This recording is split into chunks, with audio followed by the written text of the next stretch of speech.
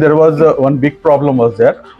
అదేంటంటే ఆధార్ కార్డులో ఏంటంటే సర్నేమ్ ఏదైతే ఇంటి పేరు ఉంటుందో అది స్టార్టింగ్లో ఉంటుంది, ఓటర్ ఐడి కార్డులో వచ్చేసి లాస్ట్లో ఉంటుంది. ఆన్లైన్లో చేసేటప్పుడు మీరు ఎప్పుడైతే మీరు ఇది యాజ్ ఇట్ ఈస్ మీరు ఎంటర్ చేస్తారో ఈ రెండు మిస్ మ్యాచ్ అవుతున్నాయి అని చెప్పేసి దాన్ని తీసుకునేది కాదు. దాని తర్వాత ఈ విషయాన్ని మనం మొన్న కలిసినప్పుడు అధికారుల దృష్టికి కూడా తీసుకెళ్ళిన తర్వాత వితిన్ 48 అవర్స్లో ఆ ఇష్యూని కూడా రిజాల్వ్ చేశారు. దాని తర్వాత ఆన్లైన్ ప్రక్రియ చాలా ఫాస్ట్గా అందుకుంది.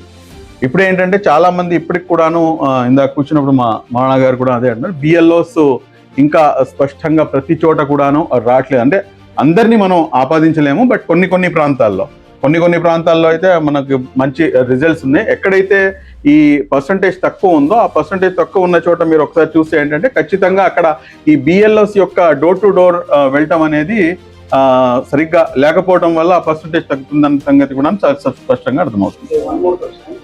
Suppose voter list, so many they are missing the names in there. So what is already your people are working around the state and all. What you can do for that? So, missing the names and all. See, ఒకటైతే చాలా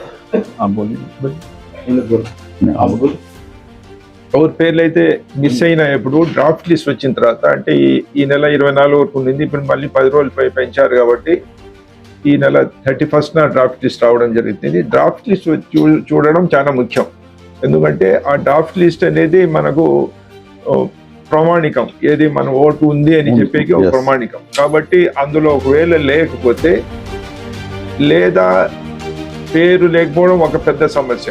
దాన్ని ఏ రకంగా చేయాలంటే మళ్ళీ మనము ఎందుకు లేదని చెప్పి ఫస్ట్ అపీల్ చేసుకోవచ్చు. ఫస్ట్ అపీల్లో కూడా మనము ఒకవేళ ఆయన కన్సిడర్ చేయకపోతే మనం ఇచ్చిన డాక్యుమెంట్స్ కానీ సెకండ్ అపీల్ మళ్ళీ ఎలక్షన్ కమిషన్ కూడా చేసుకోవచ్చు. ఏదో కారణం వల్ల ఒకవేళ ఎలక్షన్ కమిషన్ కూడా దాన్ని కన్సిడర్ చేయకపోతే గుర్తించకపోతే మనం హైకోర్టుకి కూడా వెళ్ళొచ్చు. ఈ లీగల్ ప్రాసెస్ ఉన్నాయి. బట్ నాకు తెలిసినంత వరకు ప్రక్రియ అయితే ఉందో బాగా సక్రమంగా జరుగుతూ ఉంది. కేవలం మనము బిఎల్ఓను కన్విన్స్ చేయడంలో కానీ లేదా వాళ్ళు అడిగిన డాక్యుమెంట్ను సరైన విధానంలో మనం ఇవ్వడంలో కొద్దిగా ఎక్కడో అయితే తెలియక కొన్ని తప్పులు జరుగుతున్నాయి. అట్లా లేకుండా కరెక్ట్ డాక్యుమెంట్ ఇవ్వగలిగితే పేర్లు ఖచ్చితంగా వస్తాయి. అదేవిధంగా పేర్లు ఒకవేళ తప్పు ఉన్నాయి, ఇందాక ఉదాహరణ ఇచ్చారు, కొన్నిట్లో సర్నేమ్ ముందు ఉంది, కొన్నిట్లో సర్నేమ్ తర్వాత ఉంది. అలాంటి డిస్క్రిమినేషన్ చాలా వరకు బిఎల్ఓస్ ఇగ్నోర్ చేశారు. కారణం ఏమనంటే ఎపిక్ నంబర్ కన్నా కరెక్ట్గా ఉంటే అది వాళ్ళు తీసుకుంటున్నారు. Epic number is very important. కాబట్టి ఆ తప్పులు ఏవైతే ఉన్నాయో ఇప్పుడు డ్రాఫ్ట్ లిస్ట్ వచ్చిన తర్వాత సెక్షన్ ఫామ్ 8 ఇచ్చి ఈ రకంగా ఈ తప్పు ఉంది, ఇది సరిదిద్దండి అంటే అది ఆటోమేటిక్గా ఫైనల్ లిస్ట్లో కరెక్ట్గా వచ్చేస్తుంది. Final question.